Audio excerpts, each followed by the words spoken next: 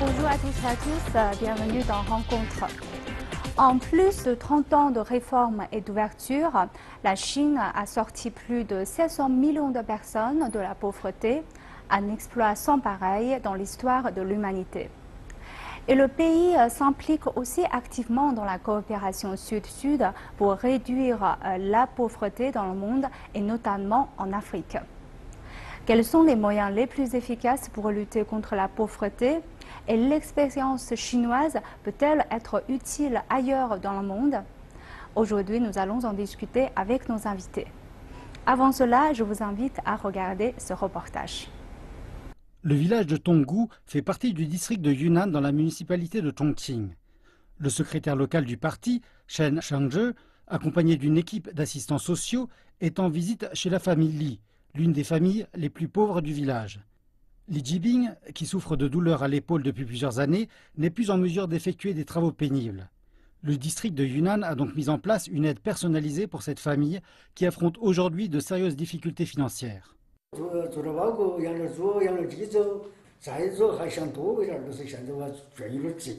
Dans la région, les cochons élevés par Li Jibing sont appelés des cochons du Nouvel An. La tradition locale exige que ce type de cochon soit abattu à l'occasion du Nouvel An chinois. Durant la période d'élevage, ces cochons ne mangent ni granulés ni farine. Ils se nourrissent exclusivement d'un régime de maïs et de produits localement. Ces dernières années, le district de Yunnan s'est mis à la recherche de nouveaux débouchés pour ces cochons du Nouvel An. Promus sur des sites de vente en ligne, les cochons ont commencé à trouver des acheteurs dans les villes de la région, notamment à Chongqing.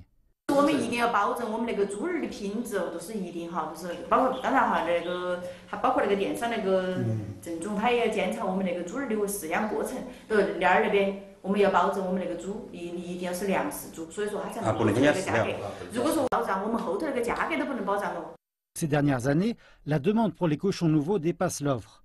Les cochons de Li Jibing ont déjà été tous commandés longtemps à l'avance.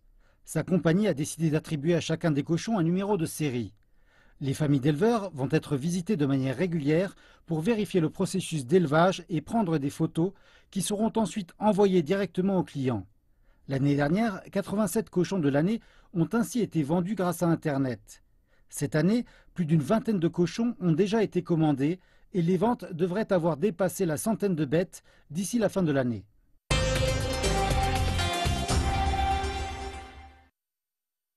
Merci de nous retrouver.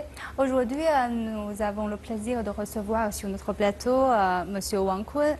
Vous êtes sociologue, professeur à l'Université des langues étrangères de Chine. Et M. Thierry Ramaswamy, vous êtes journaliste mauricien. Bienvenue sur notre plateau. Bonjour, bonjour, merci. La première question, je pense qu'il est important de savoir quel bilan tirez-vous de la lutte contre la pauvreté menée en Chine ces dernières décennies, monsieur? En fait, pour la Chine, depuis la réforme et l'ouverture de la Chine à partir de 1979, la Chine a fait un gros effort pour éradiquer la pauvreté et de changer la condition de vie de la population de manière générale.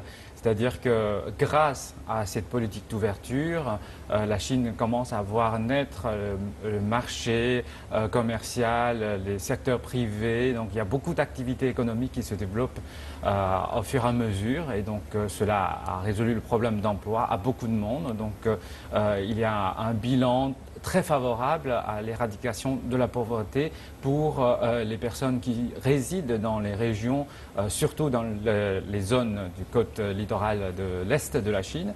Et donc il y a un chiffre qui dit que la Chine a réussi à sortir de la pauvreté de grosso modo 700 millions de personnes, donc à partir de 1980 à peu près, jusqu'à aujourd'hui. Mais aujourd'hui, il reste quand même un certain nombre important, quelques 40 millions de personnes qui résident dans les régions plus reculées, difficiles d'accès ou à une condition naturelle défavorable, donc, dont la situation est déplorable et il est difficile de changer leurs conditions de vie. Donc en gros, en fait, la Chine a réussi à faire passer donc le seuil de nombre de population sous le seuil de pauvreté de 30% de la population jusqu'à 3% de la population. Donc c'est un gros succès pour le gouvernement chinois. Et en fait, on a vu que la Chine a été le premier pays en développement à réduire de moitié sa population pauvre avant la fin 2015, ce qui était l'un des objectifs du millénaire pour le développement. Donc, en dehors de la Chine, comment cette lutte contre la pauvreté en Chine est aperçue en dehors de la Chine? D'abord, il faut le dire que la Chine, ce que la Chine représente aux yeux des Africains et du monde, la Chine qui représente cette superpuissance, ce pays avant-gardiste, le continent phare, si on peut le dire ainsi, il faut reconnaître que la Chine a su maîtriser cet enjeu de différencier entre la pauvreté absolue et la pauvreté relative. Un élément très important, catalyseur, je dirais, dans le sens que cela a permis aux autorités chinoises de cerner la question de la pauvreté.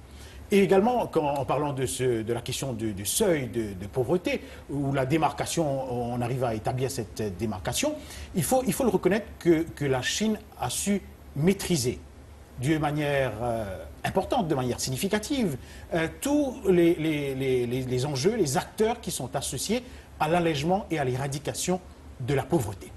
Je prends par exemple la question de l'éducation, qui reste un des moteurs pour éliminer toute forme de pauvreté.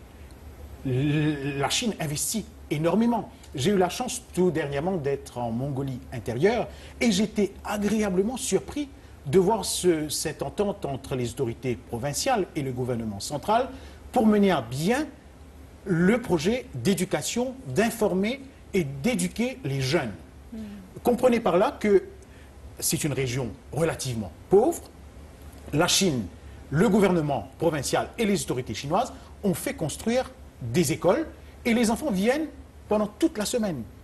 Ils sont là, ils étudient et en week-end, ils rentrent chez eux, ils rencontrent leurs parents. Et là, je pense que c'est un élément essentiel. L'éducation, la formation, la santé, le transport public, ce sont des facteurs qui aident à réduire la pauvreté et la Chine a été gagnante à ce niveau et reste le modèle pour tant de pays à travers le monde. On a vu que depuis la réforme d'ouverture, la Chine a fait beaucoup de travail en ce sens. Monsieur Wang, quels ont été les moyens utilisés par le gouvernement pour réduire la pauvreté? Monsieur Hamasomi a mentionné l'éducation, mais je pense qu'il y a encore beaucoup plus de moyens. Pouvez-vous nous expliquer? Oui, effectivement. Donc, Thierry avait raison d'évoquer que l'éducation est un facteur clé pour changer la situation de pauvreté parce que pour changer la situation, il faut une volonté, il faut des capacités, des moyens humains pour pouvoir changer, mais les conditions matérielles sont aussi indispensables. Donc depuis ces deux dernières décennies, il faut dire que la Chine a lourdement investi dans l'infrastructure d'accès de transport, de communication de ces villages, de ces lieux reculés sont nettement améliorés et du coup donc, cela apporte beaucoup de chances, donc ça peut apporter des marchandises mais cela permet aussi de communiquer, de vendre ces produits à l'extérieur, mais cela permet également de recevoir plus d'informations, plus d'opportunités de l'extérieur, donc cela a largement facilité le changement de situation de la pauvreté dans cette région. Donc l'amélioration des infrastructures est un autre clé pour résoudre ce problème de pauvreté.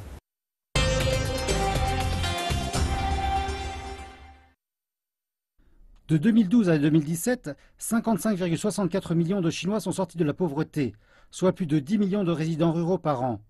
Sur tout le territoire chinois, le taux de pauvreté est descendu de 10,2% en 2012 à 4,5% en 2016.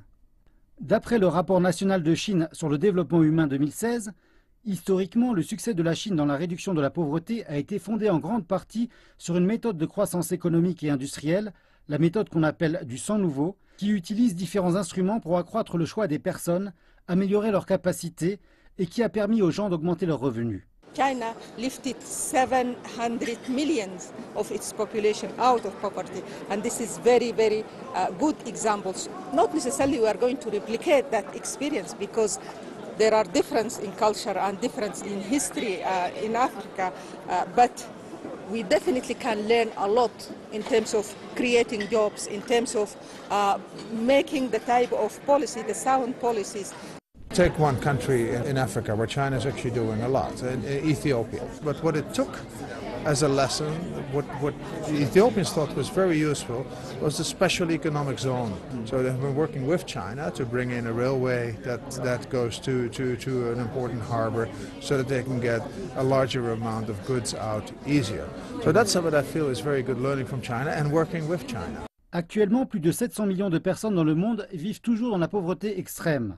Les Nations Unies ont établi un plan pour éradiquer la pauvreté partout et sous toutes ses formes d'ici 2030.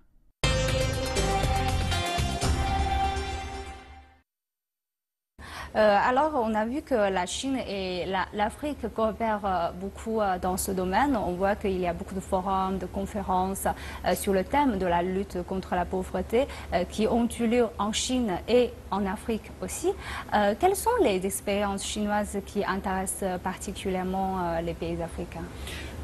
Il faut reconnaître que dans ce qu'on appelle cet élan d'éradiquer ou de diminuer la pauvreté à travers le monde, l'Afrique reste le pays où on est en train de faire beaucoup d'efforts pour changer la donne, où les efforts sont consentis tant par les autorités locales que par les pays donateurs, les pays amis, comme la Chine.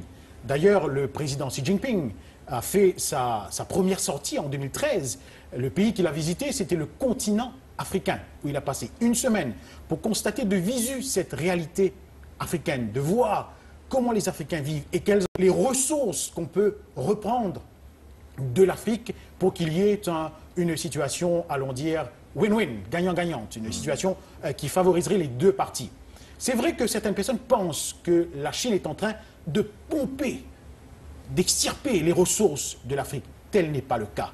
Il y a, par exemple, si je suis ici avec vous sur ce plateau, c'est qu'il y a des programmes d'échange, il y a des interactions, il y a cet élan de solidarité qui se manifeste entre les deux pays. Et c'est réciproque. Si vous voyagez dans les rues de Pékin, si vous marchez dans les rues de Pékin, vous allez être étonné de voir le nombre d'Africains, le nombre de Noirs que vous voyez, qui sont dans les rues, qui sont là, sont en formation ou sont en train de travailler. Et pour vous dire qu'il y a cette collaboration qui s'est installée, il y a cette belle solidarité entre la Chine et l'Afrique, et ça aide énormément à diminuer cette incidence de pauvreté. Il y a des exemples à prendre de la Chine. On apprend beaucoup de choses de la Chine. Par exemple, vous avez réduit de manière remarquable le nombre de sans-emploi. Les différents présidents successifs, les gouvernements successifs ont œuvré dans ce sens. Et je pense qu'il y ait ce partage au cours des forums, au cours des rencontres, au cours des conférences, tant en Chine qu'en Afrique. Il y a cette interaction, il y a cet échange de points de vue, il y a cet échange d'idées, ce débat d'idées autour de la question de la pauvreté. Et c'est sûr que nous, les Africains, nous apprenons énormément, je le dis haut et fort, d'ailleurs vous le dites aussi, de nos frères et sœurs chinois. Et je veux rajouter un point, c'est qu'à chaque année, actuellement, le gouvernement chinois accorde plus de 40 000 bourses pour la formation continue et 30 000 bourses pour les étudiants qui viennent étudier en Chine pour un diplôme. Et en même temps, je suis participant de ces formations et ça m'est arrivé dans la classe d'échanger des expériences de réforme et d'ouverture de la Chine avec les personnes africaines qui viennent recevoir la formation. Donc je crois que la réflexion est conjointe, c'est-à-dire que nous cherchons à faire face à peu près à la même situation, surtout pour la question de l'éradication de la pauvreté. En fait, la situation est souvent similaire, par exemple dans le processus d'urbanisation, exode rural. Il y a une série de questions qu'on a rencontrées déjà en Chine et on a cherché une solution. Et je crois que ces expériences-là sont tout à fait bénéfiques pour aussi nos apprentis africains. Et je pense que cette réflexion collective pourra grandement favoriser donc, le processus de modernisation des pays africains aussi. En fait, vous avez mentionné que la lutte contre la pauvreté, c'est aussi lié à des problèmes d'urbanisation et d'autres sujets. En fait, c'est un sujet vraiment socio-économique. C'est pas vraiment, on parle de la lutte contre la pauvreté, c'est très restreint. Pouvez-vous nous expliquer davantage?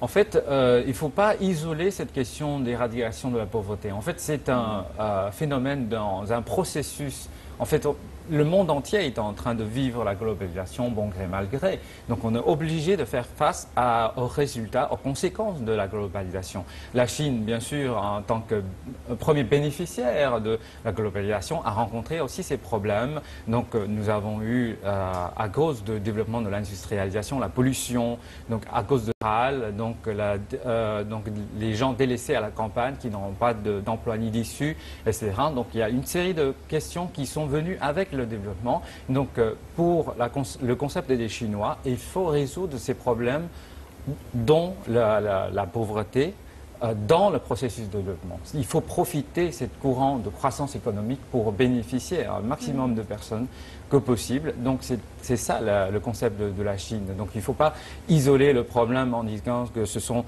dans les fardeaux de la société, il faut trouver une solution rien que pour eux. Ce n'est pas vrai. En fait, pour résoudre le problème de la pauvreté, il faut permettre à ces gens d'accéder au même train de développement, de croissance que les autres Chinois. Permettez-moi, il faut aussi y reconnaître que les Africains apprennent de la Chine de sa bonne gouvernance. Il y a, c'est vrai, un souci en Afrique, c'est le souci de bonne gouvernance. Et j'en suis persuadé que les Africains apprennent énormément de la Chine en termes de bonne gouvernance et de gestion.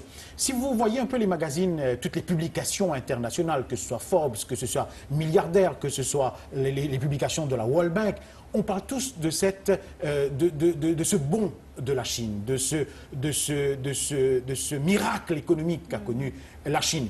Et ces publications soulignent aussi cet esprit d'entraide, ce soutien que la Chine apporte à ces nombreux pays. Je parle des pays d'Asie du Sud, mais aussi de l'Afrique, mais aussi des pays d'Amérique latine. Il y a cet esprit de partage. Et j'en suis persuadé, quand on parle de partage et diversification de connaissances et du savoir, les pays qui sont étroitement associés en sortiront certainement gagnants de cet élan. Comment parce que vous dites maintenant qu'il y a des coopérations qui se passent entre la Chine et beaucoup de pays du Sud. Comment cette coopération se diffère-t-elle des coopérations entre les pays du Sud et les pays du Nord traditionnellement?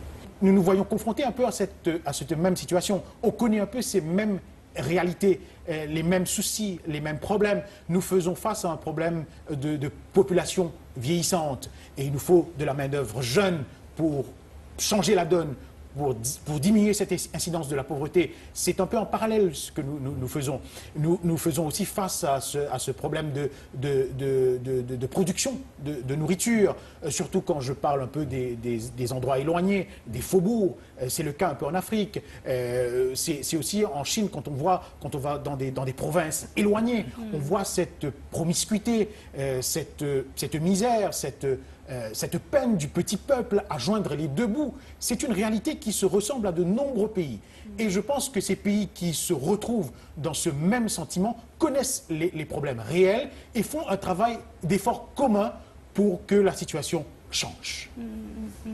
Voilà, donc les pays du Nord n'auront pas le même souci et ils ne comprendront pas le problème, cette réalité de la société des pays du Sud. Donc c'est pour cela que cette manière d'entraide entre les pays en développement actuel auront beaucoup de choses en commun à partager, des expériences, les bonnes pratiques, les bonnes gouvernances à partager parce que justement nous avons rencontré les mêmes problèmes et nous avons trouvé les solutions qui seront utiles pour les autres. Donc c'est pour cela que aussi je crois que pour la Chine, il y a une partie des expériences qui sont très intéressantes. Par exemple, nous parlons de la précision dans le travail d'élimination de la pauvreté. Le terme précision, c'est que souvent, pour un gouvernement, on pense que quand il y a un problème de pauvreté, il faut investir et on attend la situation de changer. Mais cela ne suffit pas parce que pour chacun des situations, il y a des caractéristiques très particulières.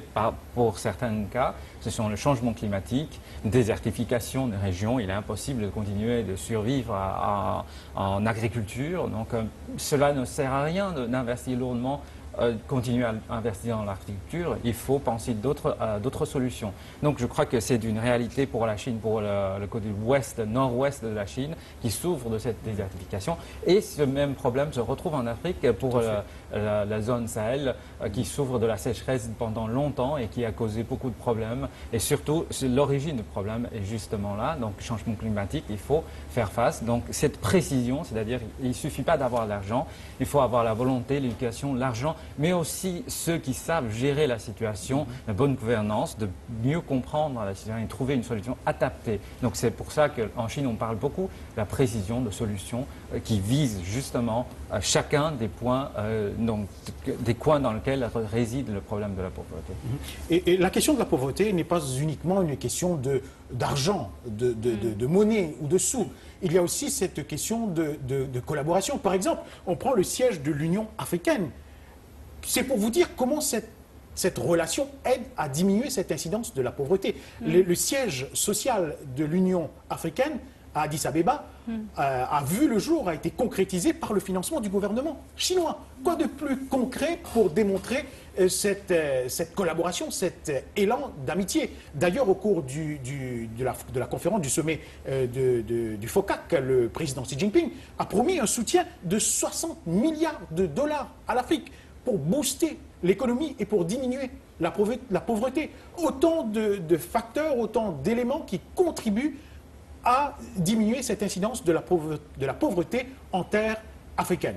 Il faut aussi le reconnaître qu'il y a cette très belle initiative, une ceinture, une route, Ibai Ilu, comme on dit en Chine. C'est cette initiative qui va aider énormément l'Afrique, d'une certaine manière, à sortir du gouffre financier dans lequel il se trouve. Car cela va permettre une belle ouverture vers le monde et en relation avec la Chine également, ce sera bénéfique.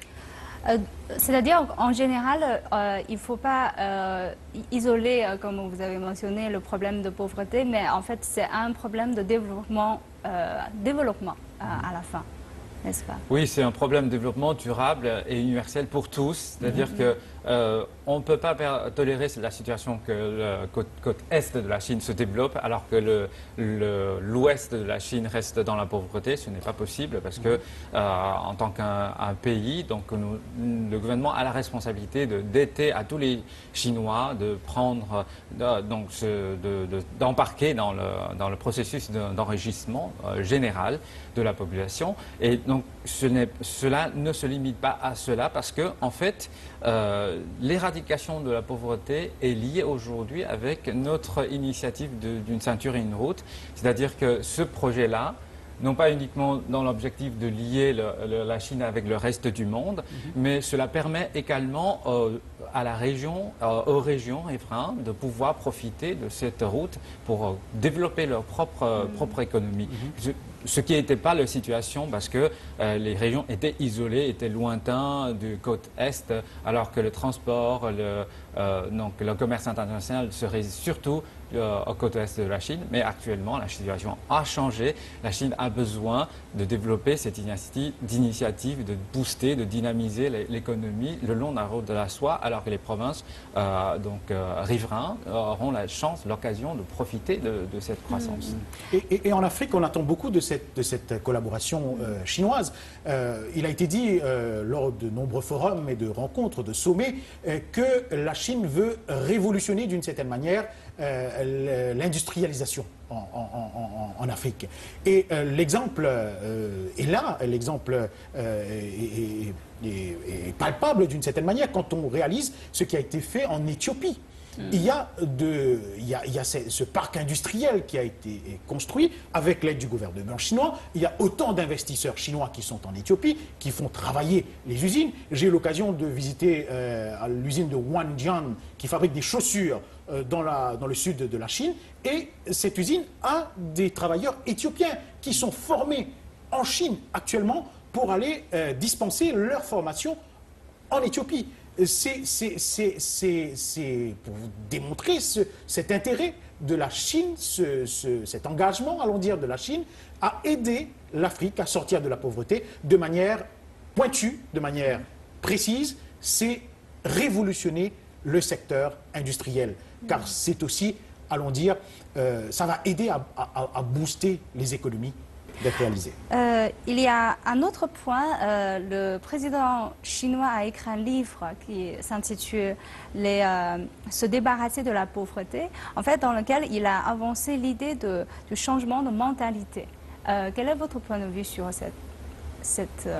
oui, il a écrit ce livre surtout dans l'objectif de faire une sorte de synthèse de son expérience de travail, surtout dans l'éradication de la pauvreté, parce que le titre du livre s'appelle « Sortir de la pauvreté ».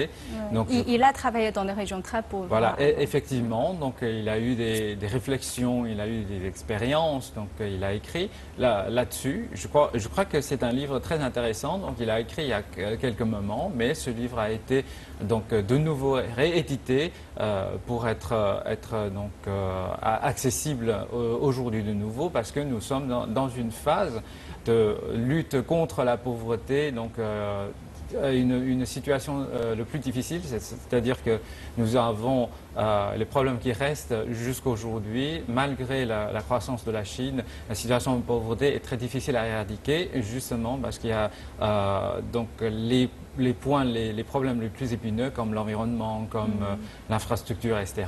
Donc il faut trouver la solution. Donc on peut trouver de l'inspiration dans ce livre pour voir, en fait, il y a plusieurs manières donc adopter. Déjà, il faut avoir une volonté, suffisamment de compétences, mais surtout une meilleure compréhension de la situation, de trouver une donc association heureuse entre les éléments de la région et la technologie et les infrastructures, ainsi que d'autres éléments qui sont utiles pour aider la population à sortir de la pauvreté. Donc il y a non seulement le côté matériel et technique, il y a aussi le côté humain, c'est-à-dire que le plan de développement sera élaboré à la fois avec la population locale, mais qui manque souvent l'éducation ou la volonté manque de sortir de la pauvreté. Mais il y a aussi le rôle à jouer des cadres locaux qui connaissent la situation, qui a des idées, qui connaissent donc le paquet de solutions,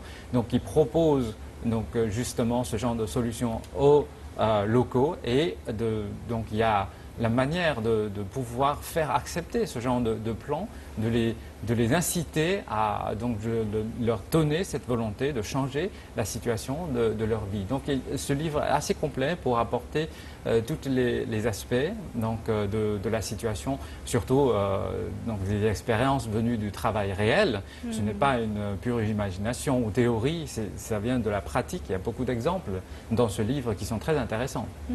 Des exemples tout à fait. Pour moi, je retiens, allons dire, plusieurs pistes qui peuvent être exploitées pour sortir, d'ailleurs c'est le titre du livre, sortir de la pauvreté. Il y a plusieurs pistes à être exploitées, mais le président, au cours d'un des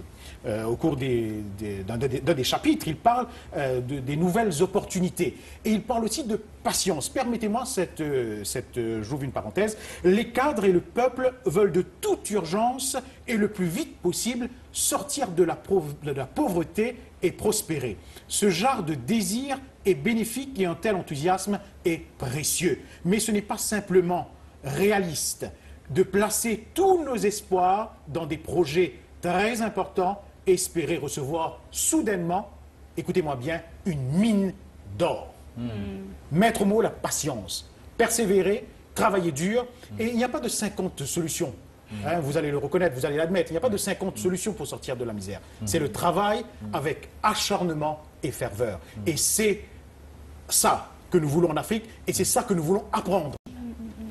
Alors, je vous remercie tous les deux d'avoir partagé vos points de vue et vos expériences avec nos téléspectateurs. Merci. Et je vous remercie d'avoir suivi notre discussion. À la prochaine.